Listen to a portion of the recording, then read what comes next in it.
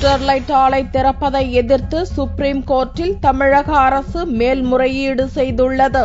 அதன் மீதான விசாரணை வெள்ளியன்று நடக்கிறது.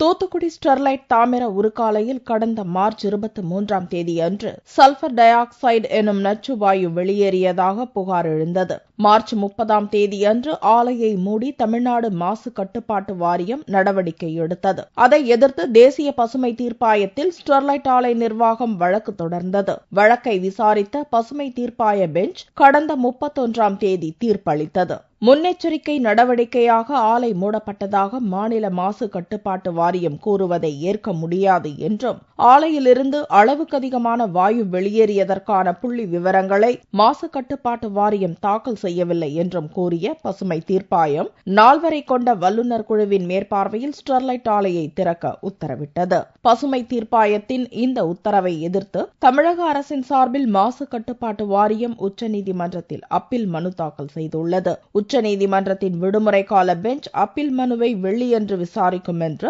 தமிழ்நாடு மாசு கட்டுப்பாட்டு வாரிய வக்கீல் அப்துல் சலீம் தெரிவித்தார். லண்டனைச் சேர்ந்த வேதாந்தா குழுமத்தின் ஒரு அங்கமான இந்தியாவின் மிகப்பெரிய தாமிர உருக்காலையான ஸ்டெர்லைட் நிறுவனம் மூடப்பட்டதால் உள்ளூரில் தாமிர விநியோகம் பாதிக்கப்பட்டது. இதனால் வெளிநாட்டிலிருந்து அதிக அளவில் இறக்குமதி செய்யப்படுகிறது என்பது குறிப்பிடத்தக்கது.